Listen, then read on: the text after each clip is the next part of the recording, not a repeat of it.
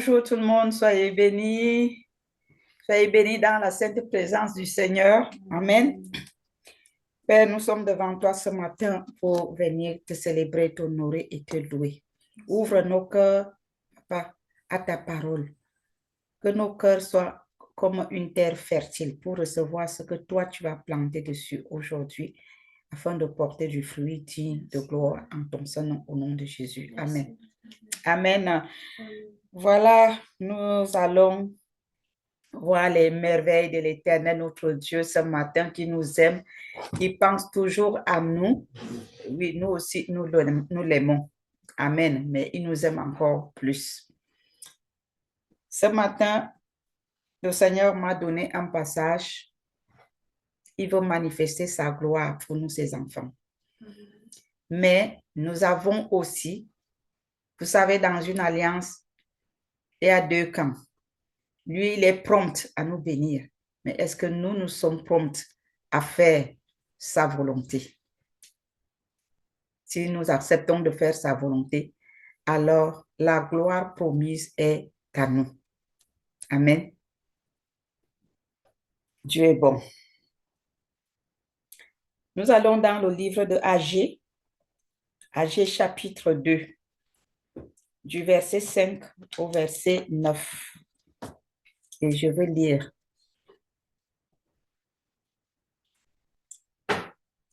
Quand nous parlons souvent de ce que Dieu a promis dans ce passage, avant, on parlait par le futur.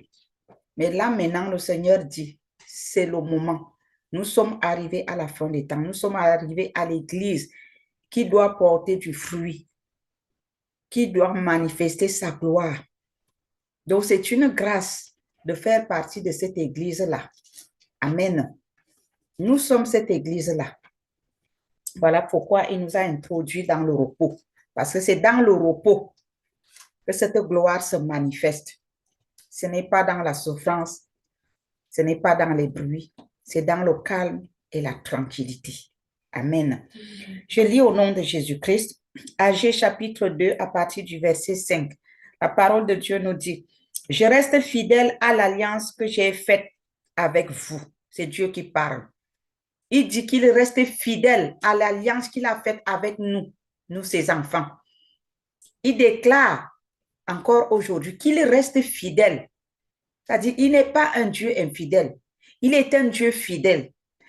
Quand il promet quelque chose, il le réalise. Si nous sommes infidèles, lui, il reste fidèle. Écoutons la suite. Je reste fidèle à l'alliance que j'ai faite avec vous. Vous savez très bien que Dieu a fait une alliance. Il a dit qu'il a les plans de bonheur pour nous et non les plans de malheur. Alléluia. Un avenir et de l'espérance. Alléluia. Quand vous sortez de l'Égypte et mon esprit est au milieu de vous, ne craignez pas. Le Seigneur dit de ne rien craindre. Ne craignez pas. Les épreuves ne doivent pas nous faire peur. L'opposition ne doit pas nous faire peur. Les difficultés ne doivent pas nous faire peur. Pourquoi? Parce qu'il nous introduit dans un profond repos, dans sa présence. Nous allons vivre sa gloire. L'Église qui craint Jésus-Christ va manifester sa puissance glorieuse. Nous allons connaître le bonheur. Ce n'est plus que comme on le proclamait au futur. Non, là maintenant, c'est au présent. Dieu a commencé à manifester sa puissance glorieuse. Il dit, ne craignez pas, car ainsi parle l'Éternel des armées, encore un peu de temps, et j'ébranlerai les cieux et la terre, la mer et le sec. Pourquoi encore un peu de temps? Parce que nous avons vu ce matin, il nous a dit, qu'il nous a introduit dans un repos. Mais beaucoup d'entre nous sommes encore dans ce repos-là en portant nos propres bagages. Non, nous devons lui déposer nos fardeaux. Donc, il attend que les dernières personnes déposent leurs fardeaux entre ses mains. Dieu veut nous arroser de bénédictions, de gloire. Le monde s'est tant moqué de l'Église. L'heure a sonné où le monde trouvera sa solution auprès de l'Église. Et cette Église, c'est vous, c'est moi. Ce ne sont pas des murs. La religion nous a trompés que l'Église, c'était les 4 murs. L'Église de Jésus-Christ, Jésus lui-même n'avait pas les 4 murs. Il allait de lieu en lieu. Il a dit qu'il n'habitait pas les maisons faites des mains d'hommes. Lui, il a créé son Église. Nous sommes le temple de Jésus-Christ. Nous sommes son Église. Alléluia. Dieu recherche les cœurs et non les bâtiments. Dieu recherche les cœurs et non les 4 murs. C'est bien les 4 murs pour se rassembler. Mais c'est mieux d'être la maison de Dieu soi-même. C'est mieux d'être le temple de Jésus-Christ. Parce qu'il ne va pas manifester sa gloire entre les 4 murs. Il va manifester sa gloire sur vous, sur moi, sur nous.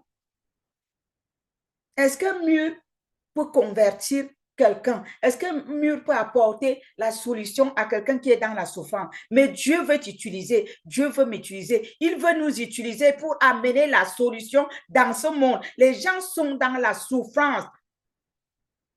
Jésus voudrait voir la puissance de sa parole se manifester à travers vous, à travers moi, à travers nous. Que lorsque nous rencontrons des personnes qui sont dans des difficultés, quelqu'un qui est malade, qu'on se lève en tant qu'Église, qu'on proclame la parole de la vérité qui apporte la guérison. Si quelqu'un est dans les angoisses, qu'on lui proclame la parole de la paix, une parole qui donne la paix. Tout est écrit dans sa parole. Si quelqu'un est faible, fatigué, tu lui proclames la parole de la vérité qui dit que Dieu donne la force à ceux qui tombent en défaillance. Alléluia. C'est ça l'Église glorieuse de la fin des temps. Dieu veut manifester sa puissance glorieuse à travers vous, à travers moi, et non pas à travers les 4 murs. Il a dit, allez et faites de toutes les nations les disciples. Est-ce que les murs peuvent se déplacer pour aller faire les disciples? C'est bien de se rencontrer entre les 4 murs. C'est mieux de représenter Jésus-Christ comme étant Église soi-même. Alléluia. Nous sommes l'Église de Jésus. Nous sommes une Église vivante. Est-ce que les murs parlent? Non. Quand nous demeurons entre les 4 murs, on se satisfait. C'est l'autosatisfaction. Ah, je suis contente parce que j'ai vu mon frère. C'est bien, mais c'est mieux d'aller dehors. De temps en temps, revenir, mais d'aller parler de Jésus. Aller et faire de toutes les nations les disciples. On peut partir étant chez soi. Comment? Je m'explique. Si nous contribuons à la mission, si nous prions pour la mission, si nous envoyons des personnes à la mission, c'est nous qui partons. Mais nous sommes sur place, mais nous partons par nos moyens, par nos prières. Il y a plusieurs manières de faire la mission. Quand j'enseigne sur la mission, j'explique tout ça. Mais on n'est pas sur le cours de la mission aujourd'hui. On est sur ce que le Seigneur veut manifester à travers son Église et non à travers les 4 murs. La gloire de Dieu est en train de descendre sur son Église qui se prépare, son Église glorieuse, cette Église sans tache ni ride, des personnes qui sont obéissantes, soumises, promptes à agir en faveur de l'Église, promptes à obéir à l'ordre divin, à faire la volonté de Dieu. Alléluia.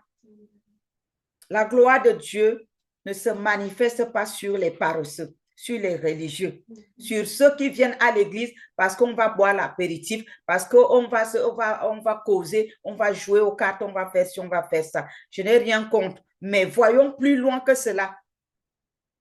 Voyons plus loin que l'autosatisfaction. Essayons aussi d'intégrer les plans de Dieu dans l'Église.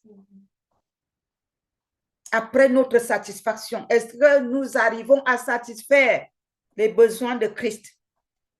Il a dit, je reste fidèle à l'alliance que j'ai faite avec vous. Donc lui, il est prompt à faire descendre sa gloire dans nos vies. Est-ce que nous sommes aussi prompts à soutenir son œuvre, à obéir à ses instructions, à faire sa volonté, à sortir de nos 4 murs pour aller évangéliser? Ça ne nécessite pas seulement de faire une séance d'évangélisation en plein air, mais tu peux être dans un magasin. Il y a plusieurs façons d'évangéliser. Ce n'est pas que tu vas commencer à taper la Bible sur la tête de tous les clients dans le magasin. Tu peux voir une personne âgée qui traîne son chariot, qui n'arrive pas à pousser. Tu l'aides. Si la personne veut, parce que l'aide aussi ici en Europe, c'est aussi ça. Quand tu veux aider, la personne te dit non, non, non, non. Et pourtant, tu vois que la personne est en souffrance. Mais il y en a qui acceptent. Cela ne veut pas dire que tu dois fermer la porte. Tu peux croiser quelqu'un qui a les courses, il marche, il s'arrête, il marche, il s'arrête. Tu t'arrêtes. Est-ce que je peux vous déposer si la personne dit vous la prenez, si elle refuse, parce qu'il y en a qui refusent, et tu démarres ta voiture. C'est une façon d'évangéliser. L'amour, sémons l'amour autour de nous. Alléluia. Aidons-nous les uns les autres. Dieu est fidèle. Il nous a dit quoi? Aimez-vous les uns des autres. Il a dit quoi? Que notre premier amour soit sur lui. Aime ton Dieu de tout ton cœur, de toute ton âme, de tout ton esprit. Amen. Et comment tu aimes ce Dieu? Ce n'est pas seulement verbal. Ah, Seigneur, avec les paroles, je t'aime, je t'aime, je t'aime. Quand il te dit, ok, tu m'aimes, c'est vrai. Donne-moi cette bouteille d'eau qui te reste. Tu dis, comme la femme avait dit à Élie, la petite farine qui me reste, c'est pour moi et pour mon fils. Je veux tourner cette pâte. Nous allons manger et puis nous allons mourir. Il ne faut pas dire ça à Jésus. Parce que même Élie n'avait pas accepté ce que la femme lui avait dit. Elle a dit à la femme que va d'abord faire le gâteau pour moi. Jésus te dit, il te reste quoi? Donne-moi ce qui te reste pour ma mission. Donne-moi ça. Et après, ça ne tarira pas dans ta poche. Est-ce que la veuve là, la femme là, avait son enfant, est-ce qu'ils ont manqué la farine après? Non. Ils n'ont plus manqué de farine. Pourtant, le peu qu'elle avait, si elle avait mangé avec son fils, comme elle-même l'avait proclamé, elle mourrait. Mais elle a obéi à la voix de Dieu à travers la bouche de son serviteur. Elle a tourné sa petite farine, elle a fait un gâteau pour donner à l'homme de Dieu. Et l'Éternel a pourvu le reste de leur vie. Pire encore, je peux dire mieux encore même. Pire, c'est mauvais, mais c'est mieux. Mieux encore, son fils était mort. Alléluia. Dieu l'a éprouvé, son fils est mort. Elle s'est tournée vers Élie pour demander à Élie que, mais toi, tu es venu vraiment pour m'achever. C'est comment que tu es entré chez moi? Non seulement tu as piqué ma petite farine, bien sûr qu'elle elle ne manque plus. Maintenant, c'est mon fils que tu prends. Élie n'a pas régimbé. Il est monté dans la chambre haute. Il s'est couché sur l'enfant. Il a invoqué Dieu 3 fois. 3 fois, il a invoqué son Dieu. L'enfant est revenu à la vie. Je déclare au nom de Jésus, si tu obéis à la voix de Dieu, non seulement ta farine ne manquera pas, mais aussi tout ce qui est mort dans ta vie va ressusciter au nom de Jésus. Mais il faut obéir, parce que la femme là avait obéi. Revenons sur notre texte base. Agé, chapitre 2, versets 5 à 9. Nous sommes au verset 6 maintenant. Car ainsi parle l'Éternel des armées, encore un peu de temps, et j'ébranlerai les cieux et la terre, la mer et l'eau sec. Pourquoi il va ébranler? Si tu obéis, si tu écoutes, si tu acceptes. Alléluia, lui, il est fidèle. C'est ce qu'il va faire. Mais nous, soyons aussi fidèles. Verset 7. J'ébranlerai toutes les nations.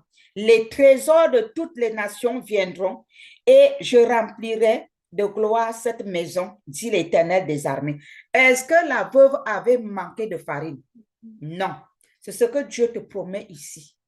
Si tu l'écoutes, si tu obéis, tu ne manqueras de rien. Il a dit qu'il est fidèle.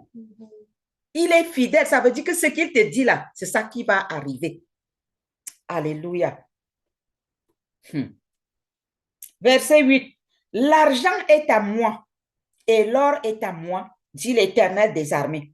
La gloire de cette dernière maison sera plus grande que celle de la première. Est-ce que vous comprenez? Est-ce que la gloire de Dieu n'était pas descendue sur cette femme?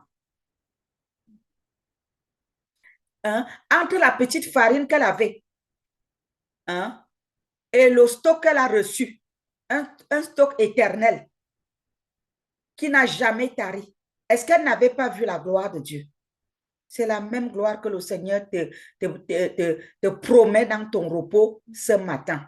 Si tu l'écoutes, si tu obéis, si tu obéis à son ordre, à ses instructions, tu ne manqueras de rien. Et ceci de génération en génération. Il est un Dieu qui bénit jusqu'à la millième génération. Amen. De ceux qui le craignent. Et c'est dans ce lieu que je donnerai la paix, dit l'Éternel des armées. Donc, là, je reprends le verset 9. La gloire de cette dernière maison sera plus grande que celle de la première, dit l'Éternel des armées. Et c'est dans ce lieu que je donnerai la paix, dit l'Éternel des armées. Amen. Quand Dieu décide de parler, il parle. Quand j'ai reçu ce message, je ne savais pas que il a donné des confirmations comme nous l'avions entendu ce matin. Amen. Moi, je suis sortie avec mon message que Dieu m'a donné dans la nuit. Et quand vous entendez ce message à travers ma bouche ce matin, est-ce que ça ne va pas ensemble avec ce que nous avons écouté ce matin? Le témoignage des deux sœurs. La pluie de bénédiction. Il nous a dit quoi? Qu'on ne doit plus rien retenir. En fait, nous nous bloquons nous-mêmes sans le savoir. Il a dit que lui, il est fidèle. Donc, le problème se trouve où? De notre côté. Il dit que la... Ah, Jésus, quand tu parles. Il dit, je reste fidèle à l'alliance que j'ai faite avec vous quand vous sortez de l'Égypte et mon esprit est au milieu de vous. Ne craignez pas, car ainsi parle l'Éternel des armées, encore un peu de temps et j'ébranlerai les cieux et la terre, la mer et le sec. J'ébranlerai toutes les nations, les trésors de toutes les nations viendront et je remplirai de gloire cette maison, dit l'Éternel des armées. L'argent est à moi et l'or est à moi, dit l'Éternel des armées. La gloire de cette dernière maison sera plus grande que celle de la première. C'est qui la maison de Dieu? C'est nous. C'est qui le temple de Jésus? C'est nous. C'est qui son église? C'est nous. Le Seigneur te dit, sois fidèle comme lui-même il est fidèle et sa gloire va te localiser dans son repos où il t'amène, où il nous amène.